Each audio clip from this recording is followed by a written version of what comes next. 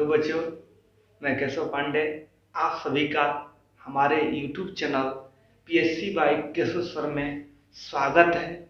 आज आइए बच्चों, हम लोग क्लास 9th का मैथ चैप्टर फर्स्ट पार्ट 1 पढ़ेंगे, जिसका नाम है बच्चों संख्या पद्धति, जिसको हम लोग इंग्लिश में बोलते हैं नंबर सिस्टम। तो देखिए बच्चों, यहाँ हम लोग नंबर के बारे में पढ़ेंगे। तो सबसे पहला नंबर जो होता है, जिसको हम लोग बोलते हैं प्राकृत संख्या। प्राकृत संख्या, जिसको बच्चों इंग्लिश में नेचुरल नंबर कहा जाता है। तो देखिए, बात होती है बच्चों कि प्राकृत संख्या क्या है। तो देखिए बच्चों, हम शुरू छोटे क्लास से ही पढ़ते आ रहे हैं कि गिनती की संख्या को हम क्या कहते हैं, प्राकृत संख्या कहते हैं। तो देखिए बच्चों, हमने भी लिख रखा है कि गिनती की संख्या को क्या बोलते हैं बच्चों, प्राकृत संख्या कहते हैं। इसे देखिए बच्चों, इसे n द्वारा, क्योंकि देखिए नेचुरल नंबर होता है, तो बच्चों इसे हम किसे n द्वारा क्या किया जाता है, सूचित किया जाता है। उसके बाद देखिए बच्चों, तो n बराबर, आप जानते हैं बच्चों कि गिनती किससे शुरू होती है, तो 1 से स्टार्ट होती है। तो इसलिए बच्चों n बराबर का 1 2 3 4 5 6 100, इसको क्या करते हैं बच्चों, 100 अर्थात करने का मतलब बच्चों आगे नंबर क्या है, जारी है। तो देखिए बच्चों, एक नोट पॉइंट बनती है कि आपसे कोई पूछ सकते हैं कि सबसे छोटी प्राकृत संख्या क्या होती है। तो बच्चों आप देख रहे हैं कि सबसे छोटी प्राकृत संख्या क्या होती है, तो 1 होती है। तो याद रखिएगा बच्चों, सबसे छोटी प्राकृत संख्या क्या होती है, 1 होती है। उसके बाद बच्चों आपसे पूछा जा सकता है कि सबसे बड़ी प्राकृत संख्या क्या होती है। तो देखिए बच्चों, सबसे बड़ी प्राकृत संख्या ज्ञात करना संभव नहीं है, ठीक है। तो देखिए बच्चों, अब आते हम दूसरी संख्या, जिसको बोलते हैं पूर्ण संख्या। क्या बोलते हैं, पूर्ण संख्या, जिसको बच्चों इंग्लिश में क्या कहते हैं, होल नंबर कहते हैं, होल नंबर। तो देखिए बच्चों, यदि हम प्राकृत संख्या में, हम क्या मिला दे बच्चों, 0 को मिला देते हैं। तो देखिए बच्चों, यदि हम प्राकृत संख्या, या ऐसे भी बोल सकते हैं बच्चों कि प्राकृत संख्या के समूह में यदि हम क्या मिला दें, 0 को शामिल कर देते हैं, मिला देते हैं बच्चों, तो क्या हमको मिल जाती है, तो उस मिला देते हैं तो उसे हम क्या करते हैं, पूर्ण संख्या कहते हैं, या हमें पूर्ण संख्या प्राप्त हो जाती है। देखिए बच्चों, इसे हम किससे सूचित करते हैं, इसे W द्वारा क्या किया जाता है, सूचित किया जाता है। तो देखिए बच्चों, ये प्राकृत संख्या आप देख रहे हैं 1 2 3, इसमें क्या मिला दिए हमने, 0 को मिला दिए हैं। तो बच्चों एक और नोट पॉइंट बनती है कि आपसे पूछा जा सकता है कि सबसे बड़ी पूर्ण संख्या क्या होती है, सबसे छोटी पूर्ण संख्या क्या होती है। तो देखिए बच्चों, सबसे छोटी पूर्ण संख्या क्या होती है, 0 होती है। तो याद रखिएगा बच्चों। दूसरी बात कि सबसे बड़ी पूर्ण संख्या क्या होती है। तो बच्चों सबसे बड़ी पूर्ण संख्या ज्ञात करना संभव नहीं है, इसको ज्ञात नहीं किया जा सकता। तो आइए बच्चों, अब हम लोग तीसरे संख्या के बारे में जानेंगे, जिसका नाम है पूर्णांक संख्या, या पूर्णांक जिसको बोलते हैं, जिसको बच्चों इंग्लिश में क्या बोलते हैं, इंटीजर कहते हैं। तो देखिए बच्चों, इंटीजर क्या है, बहुत बच्चों को ये डिफिनीशन याद नहीं रहता है, तो हम आपको बताना चाहते हैं कि देखिए बच्चों, यदि हम पूर्ण संख्याओं के समूह में बच्चों हम क्या करते हैं, प्राकृत संख्याओं के ऋणात्मक संख्या को क्या कर दे बच्चों, मिला दे, तो उसे हम क्या कहते हैं, पूर्णांक कहते हैं।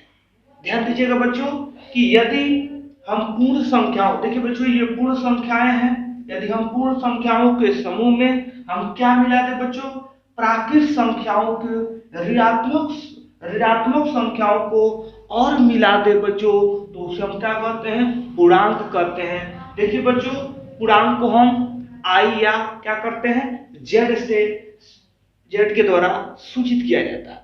तो देखिए बच्चों आई या जेड बराबर, तो देखिए बच्चों ये तो आप देख रहे हैं कि पूर्ण संख्याओं के समूह है, और इसमें हम क्या करते हैं, ये प्राकृत संख्याओं के ऋणात्मक संख्या को और मिला दे तो ये क्या बन जाता है बच्चों को, पूर्णांक बन जाता है। तो अब बात ये भी कर लेते हैं कि देखिए बच्चों पूर्णांक जो होते हैं दो प्रकार के होते हैं। कितने प्रकार के होते हैं बच्चों, दो प्रकार के होते हैं। एक को बोलते हैं, देखिए बच्चों एक को बोलते हैं, देखिए बच्चों एक को क्या बोलते हैं, धनात्मक पूर्णांक। क्या बोलते हैं बच्चों, धनात्मक पूर्णांक कहते हैं, धनात्मक पूर्णांक। अब बच्चों देखिए जिस प्राकृत संख्या के आगे प्लस का साइन हो या कुछ भी साइन नहीं हो तो हम समझते हैं कि क्या है, वो धनात्मक पूर्णांक है। और बच्चों जिस प्राकृत संख्या के आगे क्या हो बच्चों, देखिएगा ऋणात्मक का चिन्ह हो, माइनस का साइन हो, तो उसको क्या बोलते हैं बच्चों, ऋणात्मक पूर्णांक बोलते हैं। क्या बोलते हैं बच्चों, ऋणात्मक पूर्णांक कहते हैं, ऋणात्मक पूर्णांक कहते हैं। तो आइए बच्चों अब हम लोग परिमेय संख्या के बारे में जानेंगे। परिमेय संख्या को इंग्लिश में रेशनल नंबर कहते हैं। परिमेय संख्या को इंग्लिश में क्या कहते हैं बच्चों, रेशनल नंबर। तो बच्चों ये भी परिभाषा आप लोग को आता है, लेकिन बच्चों बेसिक है तो बताना पड़ता है कि देखिए बच्चों वैसी संख्या जिसे p बटा q के रूप में क्या किया जा सके, लिखा जा सकता है या लिखा जा सके, व्यक्त किया जा सके, वैसी संख्या जिसे p बटा q के रूप में क्या लिखा जा सकता है या लिखा जा सके या व्यक्त किया जा सके, तो उसे हम क्या बोलते हैं बच्चों, उसे परिमेय संख्या कहते हैं। और बच्चों इसमें ध्यान देने योग्य बात होती है कि जहां p और q क्या हो, पूर्णांक हो, p और q क्या हो, पूर्णांक हो, और q जो हो 0 के बराबर नहीं हो, उसी को बोलते हैं बच्चों q is not equal to 0। तो देखिए बच्चों उससे हम परिमेय संख्या कहते हैं। इसे बच्चों किसे, इसे q द्वारा क्या किया जाता है बच्चों, सूचित किया जाता है। जैसे बच्चों देखिए 3/4, 5/7, 1/2, 3/7/3 इत्यादि। बच्चों आप दूसरा भी उदाहरण ले सकते हैं। तो ये सब क्या है बच्चों, परिमेय संख्या। क्यों है बच्चों, क्योंकि देखिए बच्चों ये 3/4 है, तो हम इसको 3/4 को बच्चों p बटा q के रूप में क्या कर सकते हैं, लिख सकते हैं। जहां आप देख रहे हैं बच्चों कि 3 और 4 जो है पूर्णांक है, और जो q जो है देखिए बच्चों 4 जो है वह 0 के बराबर नहीं है। उसके बाद बच्चों देखिए उसी का उल्टा क्या होता है, अपरिमेय संख्या होता है। कि वैसी संख्या जिसे p बटा q के रूप में नहीं लिखा जा सकता है, वैसी संख्या जिसे p बटा q के रूप में नहीं लिखा जा सकता है, तो उसे क्या बोलते हैं, अपरिमेय संख्या कहते हैं। जहां बच्चों p और q क्या हो, पूर्णांक हो, तथा q जो हो 0 के बराबर नहीं। जैसे बच्चों देखिए √2, बच्चों √2, तो √2 को बच्चों हम लोग p बटा q के रूप में नहीं लिख सकते हैं। अब पूछिएगा बच्चों कि क्यों नहीं लिख सकते हैं, क्योंकि बच्चों आप लोग जानते होंगे कि √2 का जो मान होता है 1.414 ऐसे सुआ। तो देखिए बच्चों आप जानते हैं कि जिसमें दशमलव के बाद संख्या का प्रसार अगर सीमित नहीं हो, उसके बाद से बच्चों वह अगर आवर्ती नहीं हो, तो उसको बच्चों हम p बटा q के रूप में नहीं लिख सकते हैं। इसलिए बच्चों √2, √3, √5, उसके बाद बच्चों एक और नया संख्या लिख रखे हैं जिसका नाम है पाई। तो पाई भी इत्यादि ये सब क्या है, अपरिमेय संख्या है, क्योंकि हम इसको p बटा q के रूप में नहीं लिख सकते हैं। अब बच्चों आप लोगों को ध्यान में ये यदि हो रहा होगा कि सर ये √4 को आपने क्यों नहीं लिखा है। तो देखिए बच्चों आप जानते हैं कि √4 को हम ऐसे अभाज्य गुणनखंड करेंगे। देखिए बच्चों, तो ये 2 गुणे 2 होगा। और जानते हैं बच्चों कि जिसका वर्गमूल में अंडर रूट में जोड़ा बैठ जाता है उसमें से देखिएगा एक को बाहर निकाल दिया जाता है। तो ये रहा बचा, देखिए बच्चों 2, और 2 को बच्चों हम लोग देखिए 2/1 लिख सकते हैं। तो इसको हमने क्या कर दिया बच्चों, p/q के रूप में व्यक्त कर दिया, लिख दिया। इसलिए अंडर रूट 4 जो है वह क्या है, अपरिमेय संख्या नहीं है। क्या है बच्चों, परिमेय संख्या। इसी प्रकार बच्चों अंडर रूट अगर 9 की बात करेंगे तो 9 भी क्या है, एक परिमेय संख्या है। उसके बाद 16 हो गया बच्चों, 25 हो गया इत्यादि, ये सब क्या है, परिमेय संख्या। अब बात करते हैं बच्चों वास्तविक संख्याएं की। वास्तविक संख्याएं जिसको बच्चों बोलते हैं इंग्लिश में रियल नंबर्स बोलते हैं। तो देखिए बच्चों ये परिमेय, परिमेय और अपरिमेय, परिमेय और अपरिमेय संख्याओं के संग्रह, संग्रह मतलब आप बच्चे जानते हैं ढेर, समूह को हम लोग क्या बोलते हैं बच्चों, वास्तविक संख्याएं कहते हैं। ठीक है बच्चों, याद हो गया परिभाषा कि परिमेय और अपरिमेय संख्याओं के संग्रह को क्या बोलते हैं, वास्तविक संख्याएं कहते हैं। और बच्चों इसे आर से, इसे किसे बच्चों, आर से, इसे आर से सूचित किया जाता है। देखिए बच्चों आर बराबर जो होता है 3/4। जैसे बच्चों इसी को ले लीजिए, उदाहरण तो बहुत हो सकते हैं। तो ये 3/4, 5/7, 1/2, ये अंडर रूट 2, अंडर रूट 3, इसी के संग्रह को, परिमेय और अपरिमेय संख्याओं के संग्रह को हम लोग क्या बोलते हैं, वास्तविक संख्याएं कहते हैं। तो बच्चों एक और बात ध्यान देने योग्य है कि वास्तविक संख्याएं परिमेय भी हो सकती है या अपरिमेय हो सकती है। तो आइए बच्चों अब हम लोग सम संख्या के बारे में जानते हैं, जिसको हम लोग इंग्लिश में बोलते हैं का इवन नंबर। बच्चों आप छोटे क्लास से पढ़ते आ रहे हैं, लेकिन बच्चों बोल नहीं रहे हैं कि बेसिक है, तो थोड़ा आपको देना चाहते हैं।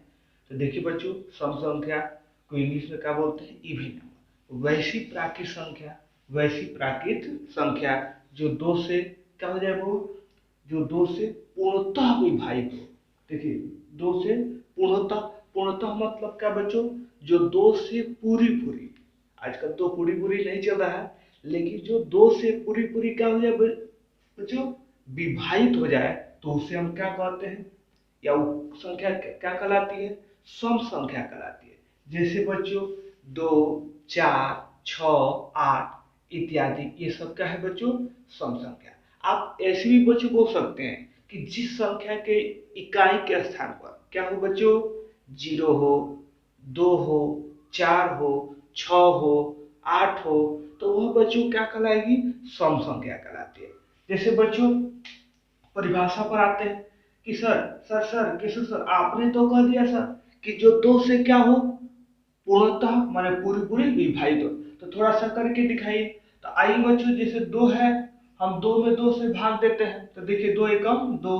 तो देखिए बच्चों ये 2 से क्या हो गया, पूरी विभाजित हो गया। जैसे बच्चों एक और दिखाते हैं, जैसे 4।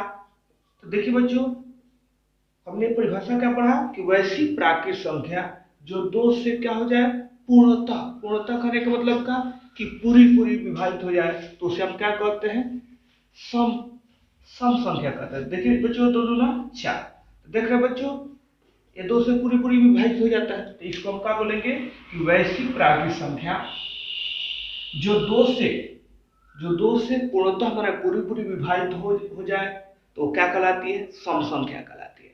जैसे 2, 4, 6, 8 इत्यादि। अब बच्चों विषम संख्या, तो देखिए बच्चों सम संख्या का ही उल्टा क्या होता है, विषम संख्या होता है। कि वैसी प्राकृत संख्या जो 2 से पूर्णतः विभाजित न हो। अब बच्चों पूर्णतः हमारे समझते हैं जो 2 से पूरी विभाजित न हो।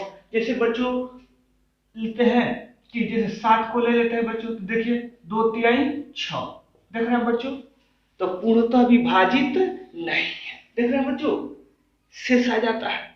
जैसे बच्चों 1 में 2 से भाग दिए तो पूर्णतः विभाजित नहीं होगा। जैसे बच्चों 3 की बात करते हैं, देखिए बच्चों, तो देखिए 2 एकम 2, तो देख रहे हैं बच्चों तो वैसी प्राकृत संख्या जो 2 से पूर्णतः माने पूरी पूरी विभाजित न हो तो उसे हम क्या कहते हैं बच्चों, उसे विषम संख्या कहते हैं। जैसे बच्चों देख लीजिए 1 3 5 1 3 5 7 9 देख रहे हैं बच्चों, तो ये हमारा क्या कहलाएगा बच्चों, विषम संख्या कहलाएगा। अब बात करते हैं बच्चों इंपोर्टेंट अभाज्य संख्या या उसको बच्चों ऋण संख्या भी बोलते हैं, जिसको बच्चों इंग्लिश में क्या बोलते हैं, प्राइम नंबर। तो देखिए बच्चों बड़ा ये बच्चों को कंफ्यूज करता है ये डेफिनेशन। तो देखिए बच्चों कहता है कि एक से बड़ी वैसी प्राकृत संख्या जो एक और सम के अतिरिक्त किसी दूसरी संख्या से पूर्णतः विभाजित न हो तो वो क्या कहलाती है बच्चों, अभाज्य संख्या कहलाती है। जैसे बच्चों 2 3 5 7 11 13 17 19 23 29 बच्चों 31 ये सब क्या है बच्चों, अभाज्य संख्या है।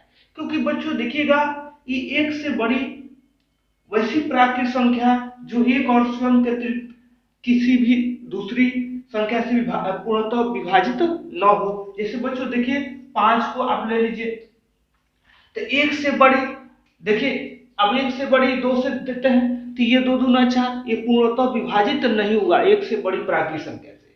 तो देखिए बच्चों परिभाषा फिर से आपको बता देना चाहते हैं कि एक से बड़ी वैसी प्राकृत संख्या जो एक और स्वयं के अतिरिक्त माने देखिएगा जैसे 5 को बच्चों एक और स्वयं के अतिरिक्त, देखिए बच्चों एक से बड़ी वैसी प्राकृत संख्या जो एक और स्वयं के अतिरिक्त किसी भी दूसरी संख्या से पूर्णतः या विभाजित न हो। तो देखिए बच्चों 1 और 5 के देखिएगा माने एक और स्वयं के अतिरिक्त ये किसी दूसरी संख्या से विभाजित नहीं है, तो उसे हम क्या बोलते हैं, अभाज्य संख्या कहलाती है वैसी संख्या।